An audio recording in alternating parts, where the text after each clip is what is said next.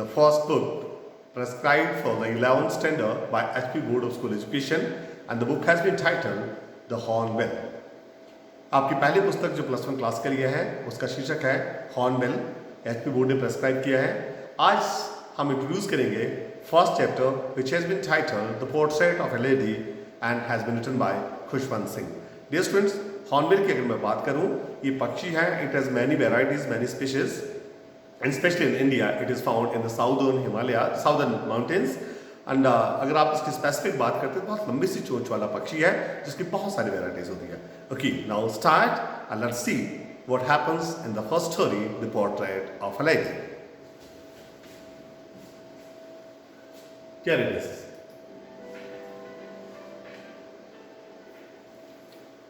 The Portrait of a Lady by Khushwant Singh is a short story written from a first-person perspective.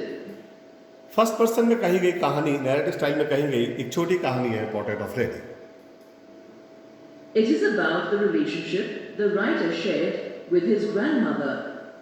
ये कहानी है दादी पोते के संबंधों की। Khushwant Singh, born in 1915 in Hadali, Punjab, was a Khushwant Singh का जन्म हैदाली, पंजाब, आज के लिए पाकिस्तान का हिस्सा है पंजाब, ये वाला पंजाब, वहां 2 फरवरी 1915 को हुआ। Indian novelist, lawyer, journalist, and politician educated in Lahore and England. Khushwant Singh भारतीय उपन्यासकार है, वकील है, पत्रकार है और राजनेता। इनकी प्रारंभिक शिक्षा अपने गांव हदाली में ही हुई। उसके बाद ये मॉडर्न स्कूल दिल्ली, उसके बाद सेंट स्टेफन कॉलेज दिल्ली और फिर लाहौर, और लाहौर के बाद इंग्लैंड में जाकर के इन्होंने अपनी उच्च शिक्षा प्राप्त की। In his professional life, he initially practiced law and later turned to journalism. अपने व्यावसायिक जीवन में प्रारंभ में इन्होंने एक वकील के रूप में कार्य किया और बाद में He ये served पत्रकार as the बने editor of several well-known publications. और बहुत प्रतिष्ठित संस्थानों का संपादक का कार्य भी इन्होंने किया।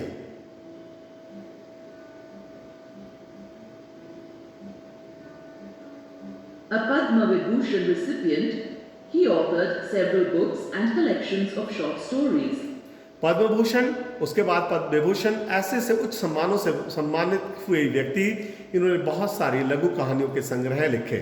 His well-known works include A History of the Sikhs in 1953, Train to Pakistan in 1956, I Shall Not Hear the Nightingale in 1959, Delhi, a Novel in 1990, Women and Men in My Life in 1995, The Sunset Club in 2010, and The Good, the Bad and the Ridiculous in 2013.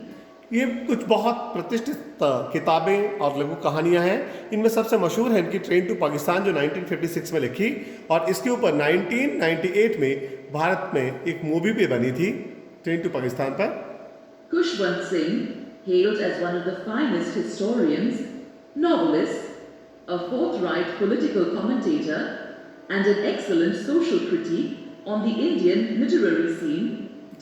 भारतीय साहित्य की अगर हम बात करें तो खुशवंत सिंह जी को बहुत अच्छे इतिहासकार, उपन्यासकार और स्पष्ट राजनीतिक कमेंटेटर के रूप में जाना जाता है। इनका देहांत 20 मार्च 2014 Died in को 2014. दिल्ली में हुआ। ये खुशवंत सिंह जी का व्यक्ति था। Let's see the plot and setting of The the initial story. part of the Portrait of a Lady is set in rural India and describes the simplicity of village life. शुरुआत कहानी की होती है गांव में, और गांव में इसकी सेटिंग है जिस गांव में ये पैदा हुए उसी गांव का डिस्क्राइब करते हैं कि वहां गांव का सादा जीवन कैसा था, लोग किस प्रकार से जीवन यापन करते थे। उसके बाद कहानी मूव करती है शहर की Later, ore. as the story progresses, the setting shifts to a more affluent city household. क्योंकि बाद में गांव से इसके पेरेंट्स दिल्ली में सेटल हो गए थे और इन्हें भी फिर दिल्ली ले जाया गया। This can be inferred from the descriptions given of the type of school the author went to, the mode of transport used, and how he eventually went abroad for further studies. पूरा description आएगा किस प्रकार की शिक्षा में परिवर्तन शहर में आकर के होता है, और किस प्रकार से वे विदेश जाने की अपनी योजना बनाते हैं। The main character of the story is Singh's grandmother. इसका जो मुख्य पात्र कहानी का आपको ये भी आ सकता है डियर स्टूडेंट्स, पोर्ट्रेट। पोर्ट्रेट का मतलब चित्र होता है और यहाँ पेन पोर्ट्रेट यानी कि तस्वीर जो चित्रण किया गया है। तो दादी का जो कैरेक्टर स्केच है वो सबसे मशहूर कैरेक्टर है, सबसे प्रसिद्ध एक ही उसके कैरेक्टर है, और दूसरा है नरेटर खुद जो राइटर भी है Khushwant Singh. The author draws a vivid and compelling portrait of her that makes her come alive in the minds of readers. ये अलग अलग गुण जो दादी के हैं उन सभी गुणों को व्याख्यान करने की कोशिश करते हैं। कैसे वो रिलीजियस लेडी थी, किस प्रकार से वो बहुत काइंड हार्टेड लेडी थी, किस प्रकार से वो बहुत ही स्ट्रॉन्ग हार्टेड लेडी थी, ये सारा डिस्क्रिप्शन हम लोग इस स्टोरी में पढ़ेंगे। Singh's grandmother is old and wrinkled with silver hair. कहानी जब शुरू होती है तो दादी को शो करता, प्रदर्शित करता कि दादी जो है बहुत बूढ़ी है, सारा चेहरा झुर्रियों से भरा हुआ है और उनके सिर पर बहुत ही सिल्वर कलर के यानी सफेद बाल हैं। She is also deeply religious and is seen telling the beads of her rosary most of the time. हमेशा वो माला के मनकों को जपती रहती है और बहुत ही धार्मिक प्रवृत्ति की महिला है। She emanates an air of serenity, peace and contentment. बहुत ही शांत स्वभाव की है, सफेद कपड़े पहनती है और ऐसी सफेदी उनके शांत वातावरण, शांत व्यक्तित्व में झलकती है। She shows a keen interest in her grandson's education. अनपढ़ होने के बावजूद भी She is वो deeply rooted in Indian cultural tradition. अनपढ़ होने के बावजूद भी वो अपने पोते की शिक्षा में बहुत ध्यान देती है। गांव में उसे विद्यालय तक ले जाती है और उसे भारतीय संस्कृति में बहुत ज़्यादा रुचि है, बहुत सूटेड है, जबकि पश्चिमी संस्कृति से बहुत विरोध करती है। And averse to Western culture. Singh, as a young boy, lived in the village with his grandmother. जब सिंह छोटा था खुशवंत सिंह तो अपनी दादी के साथ ही ये गांव में रहा करते थे। He went to the village school and shared a close bond with her. वो गांव के ही एक स्कूल में जाया करते थे और दादी के साथ बहुत घनिष्ठ संबंध उन दोनों का था। Later, he moved to the city बाद में जब इसके माँ बाप दिल्ली शहर में अच्छी तरह से सेटल हो गए शहर में, तो इन दोनों को भी शहर लाया गया। and went to a new school where he was exposed to Western culture and वहाँ इसे एक नए इंग्लिश स्कूल भेजा गया। वहाँ इसका परिचय पश्चिमी सभ्यता के साथ, संस्कृति के साथ हुआ और यही एक बड़ा अजीब सा पन भी यहाँ पे लेगा। कहानी में आपको बहुत इंपॉर्टेंट क्वेश्चन भी आने वाला है यहाँ का कि दादी बहुत फ्रस्ट्रेट होती है इस इंग्लिश स्कूल से, क्योंकि वहाँ पे म्यूजिक भी पढ़ाया जाता था और दादी इंग्लिश और साइंस में उसकी हेल्प नहीं कर पाती थी। These are the reasons why she was disappointed with the English school. education. His bond with his grandmother slowly weakened over time and he was not as close to her as he used to be. गांव में जब दादी उसे school छोड़ने जाती थी, शहर में वो मोटर बस से स्कूल जाता है और धीरे धीरे इनके बीच का संबंध कमजोर होने लगता है। यहाँ अब इसे अलग से कमरा पे मिलता है जहाँ पे वो अलग कमरे में पढ़ाई करता है।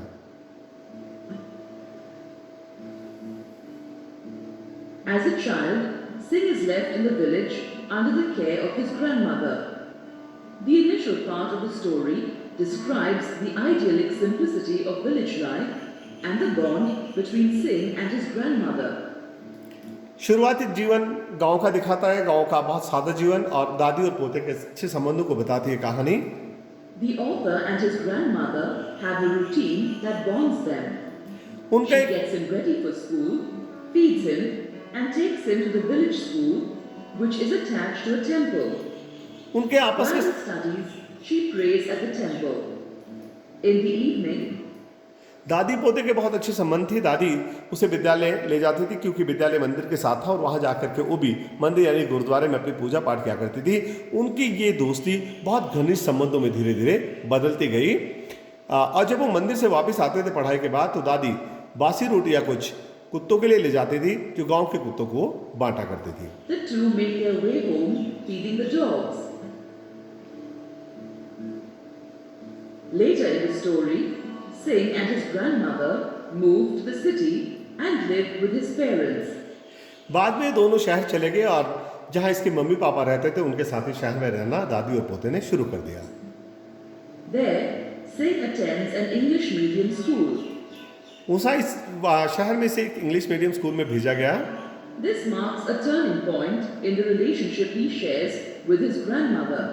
और यही दादी पोते के संबंधों का टर्निंग पॉइंट था। आपको इंपॉर्टेंट क्वेश्चन आ सकता है डियर स्टूडेंट्स कि what was the turning point of grandmother grandson relationship. तो it was the time when he was sent to English school, जब उसे इंग्लिश मीडियम स्कूल में शहर में भेजा गया। The gap between them slowly widens. धीरे धीरे उन दोनों के संबंधों का गैप धीरे धीरे बढ़ता गया, क्योंकि वो विद्यालय के जो अंग्रेजी के लेसन पढ़ाए जाते थे ना उसमें होमवर्क में सहायता कर सकती थी, ना उसके साथ वो विद्यालय जाती थी।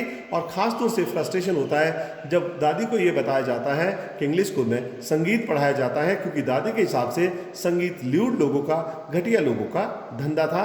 विशेष तौर से या तो वो वैश्याएं करती थी या संगीत जो है वो भीख मांगने वाले लोगों का धंधा था। ऐसी सोच थी दादी की। Unable to help him with his lessons as he is learning Western concepts which she is not familiar with. She does not approve of the things taught in the English school because it doesn't give importance to God and doesn't teach scriptures to students. तो दादी को इसलिए भी अच्छा नहीं लगता था क्योंकि उस इंग्लिश स्कूल में मंदिर और भगवान के बारे में प्रार्थना या नहीं करवाई जाती थी, ना ही उसके बारे में कोई शिक्षा दी जाती थी। When Singh goes to university, he is given a room of his own. जब सिंह बड़ा होकर के विश्वविद्यालय गया उच्च पढ़ाई के लिए तो उन्हें अलग कमरा मिल गया, और इसके साथ उन दोनों का जो आपसी संबंध था शारीरिक, वो भी टूट गया। The bond between Singh and his grandmother snaps. At this point, there is a change in the grandmother's life and she resigns herself to a life of isolation. इस समय दादी के परिवर्तन आया एक व्यक्तित्व में और उन्होंने अकेला रहना, वीरान रहना पसंद कर दिया। अब दादी दिन भर चरखा चलाया करती थी और पक्षियों को दाना दिया करती थी। सबसे खुशनुमा जीवन का वो जो समय था उसका वही हाफ एन आवर होता था जब वो दोपहर बाद पक्षियों को दाना देती थी। She hardly talks to anyone. Instead, she spends her time spinning, reciting prayers and feeding the birds. दादी अब लोगों से बात नहीं करती थी, सिर्फ पक्षियों को दाना देती थी, प्रार्थनाएं गाती थी और चरखा चलाया करती थी। When Singh goes abroad for further studies, his grandmother accepts his departure without any emotion or show of sentiment. जब ये विदेश जा रहा था, इसे लग रहा था कि दादी शायद इस सदमे को सहन नहीं कर पाएगी, परंतु दादी बहुत स्ट्रॉन्ग हार्टेड थी और वो बहुत बिना किसी भावनाओं को अभिव्यक्त किए उसे विदेश जाने की सहमति दे देती है। Finally, Singh's grandmother passes away when he returns home after his education. Khushwant Singh को लग रहा था कि 5 साल की पढ़ाई के बाद जब वो घर वापस आएगा तो शायद तब तक जिंदा दादी नहीं रहेगी, परंतु दादी उसे वेलकम बैक करने के लिए भी तैयार थी, जिंदा थी। और उसी रात वो आस पड़ोस की महिलाओं को गाती है, योद्धाओं के वापस घर आने के गीत को गाती है, पुरानी ढोल बजाने के साथ साथ बहुत थकने के बाद वो उसी शाम प्रार्थनाएं गाते गाती अब अंत की ओर चली जाती है। देहांत दादी का हो जाता है। She had a premonition of her death and decided to pray during the last few moments. दादी को आभास हो जाता अपनी मौत का और आखिरी क्षण से पहले भी पुनः वो प्रार्थना करना शुरू कर देती है और अचानक फिर माला के मन के उसके हाथों से गिर जाता है। In her lifetime, she not only tended to her grandson and her family, but also fed animals and birds. उसने अपने जीवन में सिर्फ अपने पोते और बेटे बहू को ही नहीं पाला, बल्कि पक्षियों को भी पाला था। और वो पक्षी भी उसकी मौत के बाद अपना दुख अभिव्यक्त करने के लिए बहुत हजारों की संख्या में उसके घर में आ जाते हैं। बिना शोर किए और बिना ताना चुगे ही वो शांति से तब तक बैठे रहते हैं जब तक दादी को अंतिम संस्कार के लिए नहीं ले जाया जाता। Her death was mourned not just by her family, but even by the birds she lovingly fed. और दादी के देहांत पर ना केवल परिवार वाले बल्कि वो पशु पक्षी भी अपना स्नेह अभिव्यक्त करते हैं, अपना शोक अभिव्यक्त करते हैं। This is the story. Dear students, here are important questions for you people. First one, mention the 3 phases of the author's relationship with the grandmother before he left the country to study abroad. Second, mention 3 reasons why the author's grandmother was disturbed when he started going to the city school. Third one, mention the odd way in which the author's grandmother behaved just before she died. And last, mention the way in which the sparrows expressed their sorrow when the author's grandmother died. These are the 4 short questions. Long question we would be discussing in the next lesson. Thanks. Have a wonderful day ahead.